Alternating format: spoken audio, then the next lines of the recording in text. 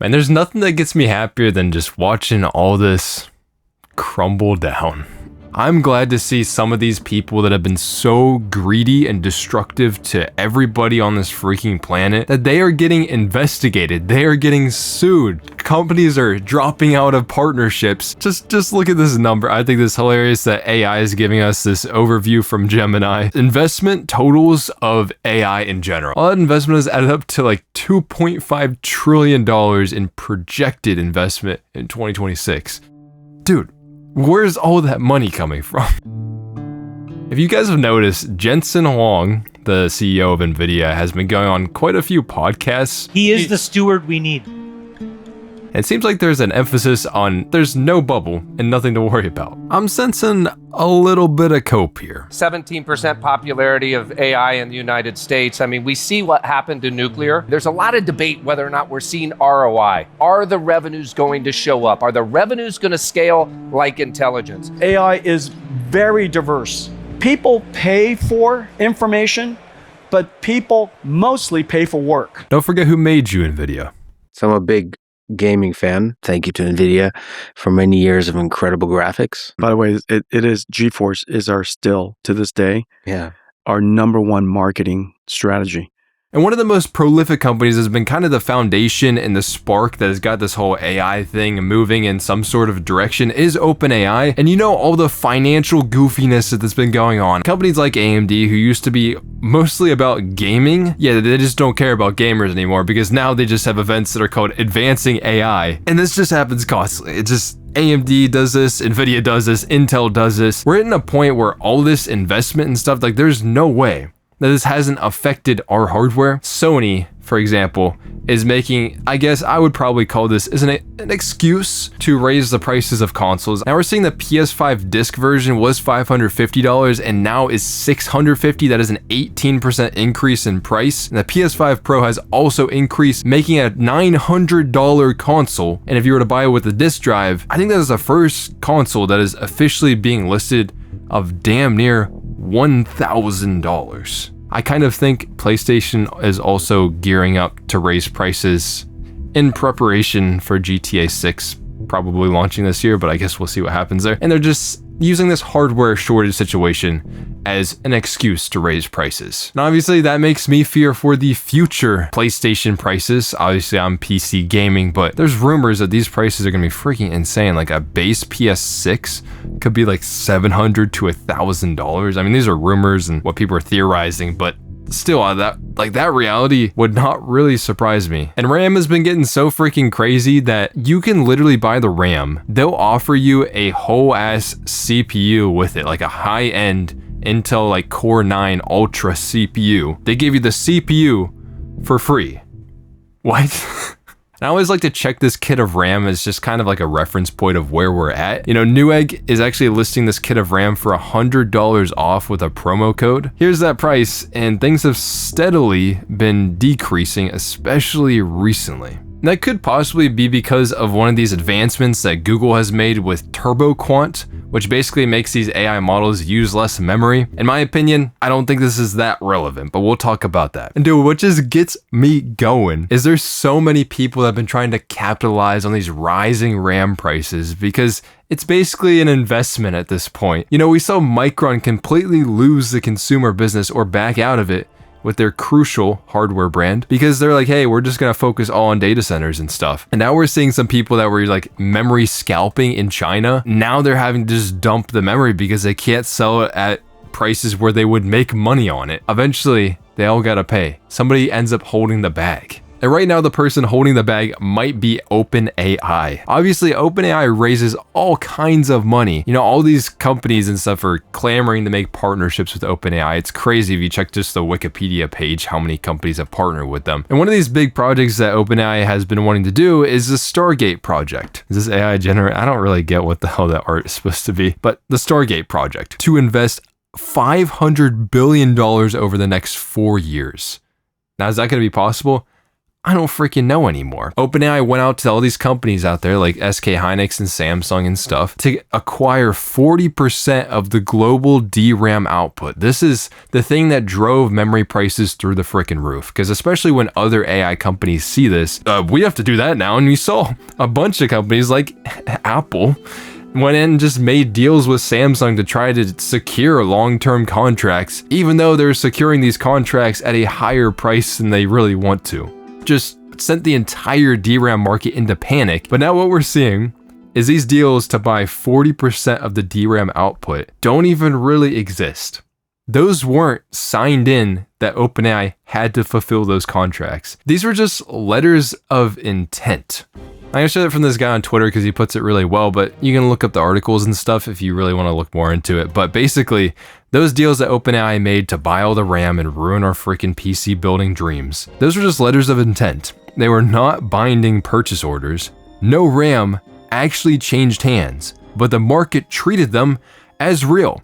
And this is where the greed just gets out of hand. These weren't even guaranteed contracts, and they're working with a company like OpenAI, which just seems like they were going through financial loopholes to get funding. What makes you think that OpenAI would even be able to take these deals? And now OpenAI, because they're having money problems, you saw that they just shut down Sora recently because Sora was supposed to make them money, but people just AI generated stuff on Sora and then just ripped it onto other platforms and everything. And now they're putting ads in ChatGPT just to try to make as much money on the product as possible. So it seems like OpenAI is very desperate for money. And even though they post things like they got like this huge funding round of $122 billion, is this even enough? Because when you look at their operating expenses and how much money they lose constantly, it does not seem like this type of investment can even support this sinking ship. And this has affected companies like Micron now, someone who backed out of the consumer market because they're like,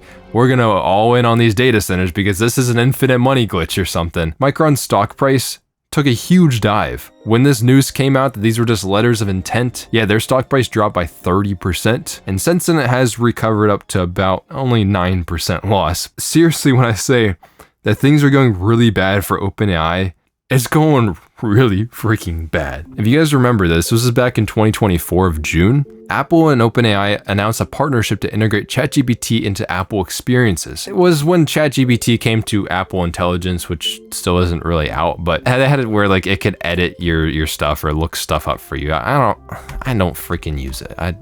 Maybe some people do, but they were also planning on doing a longer term deal for the ChatGPT stuff to be more of the frontier model for all of the Apple models that would be coming out. But that doesn't seem to be happening anymore.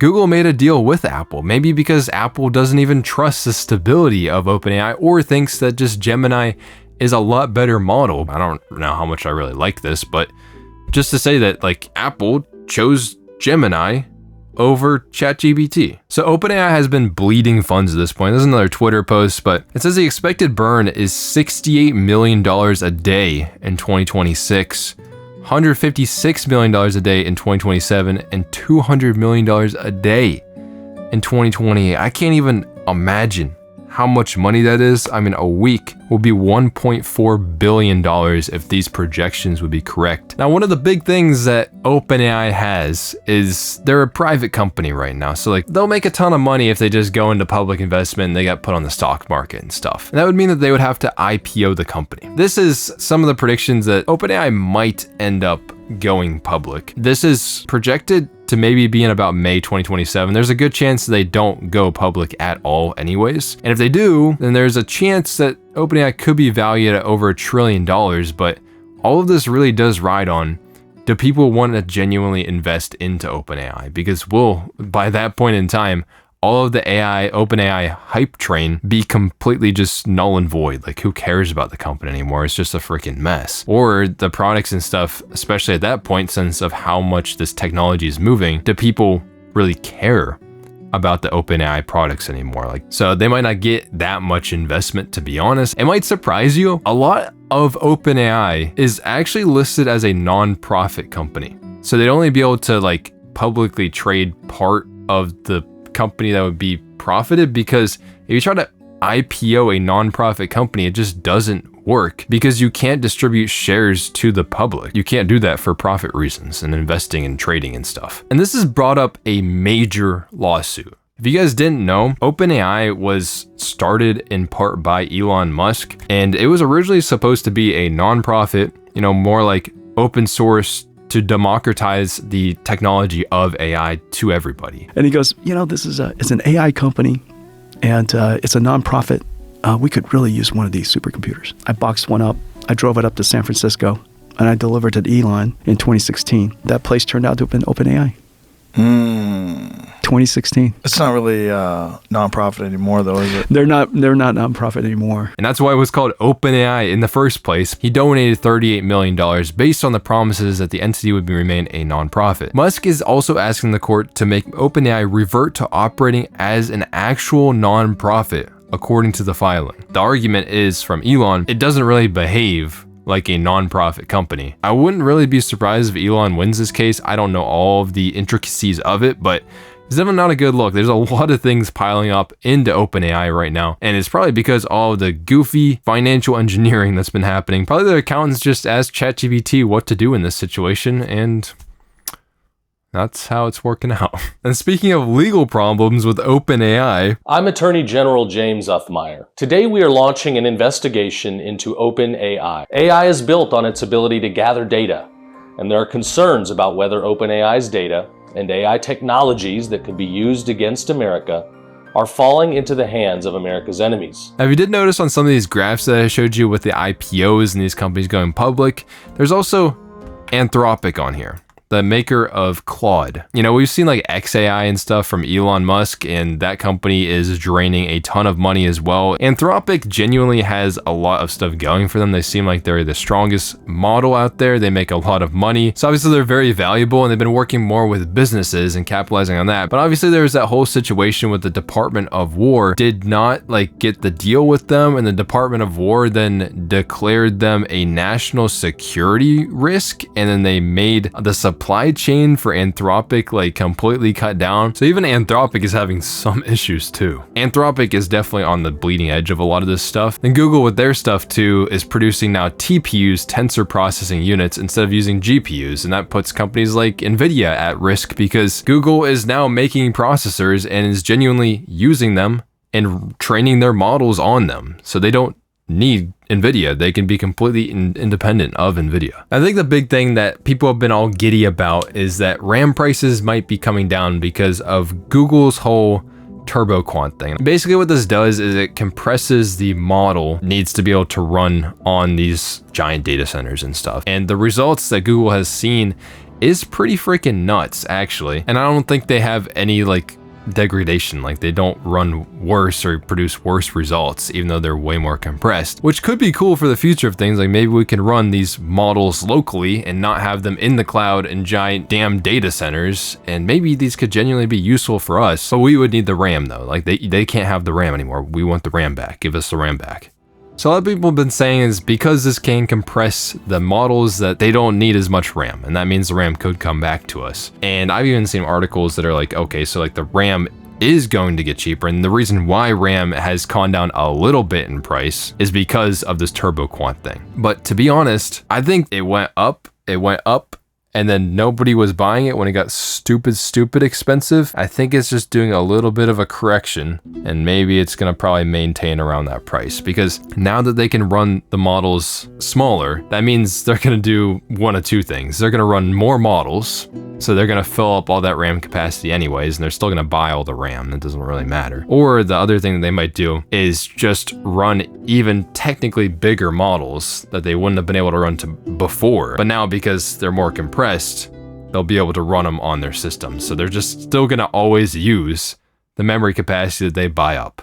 I don't really think that this turbo quant thing is gonna change that much. Really what I think we're waiting on, if we genuinely see more production being made for our stuff. There is new fabrication facilities under production now. It's just, it takes years, for those things to get up and running. They're very, very complex. Crazy thing, making microelectronics is actually pretty freaking hard. But yeah, this has got me like very excited. We're genuinely starting to see like all the companies out there were saying like, hey, it's not a bubble. General mistrust that people have sometimes at the software levels of AI. We understand that the world has a spectrum and that warning is good, scaring is less good, because this technology is too important to us. But now we're starting to see the AI bubble pop. And I'm not going to sit here and say it's like, oh, AI is like not going to be the future and stuff. Like, I genuinely think AI is like pretty useful. I don't personally use that much with it, but every now and then, use a little tool out there. I was actually considering possibly like loading up a little thing on like a server at my house and being able to run like a local chat model so I could like maybe work on coding projects and stuff, and maybe that could help me out in those kind of things. I'm in the camp of, I don't really want to use the cloud-based ones all that much, but you need hardware to be able to do that, and they don't even let us buy the freaking hardware anymore. It's so freaking annoying, man. But I think some things are starting to heal. I wouldn't be surprised if we really start seeing prices drop quite a bit this year. Let me know what you guys think about this. Is there just something I'm so freaking missing? So that's gonna be it for me. Hopefully y'all have a good one, and AI out. Peace.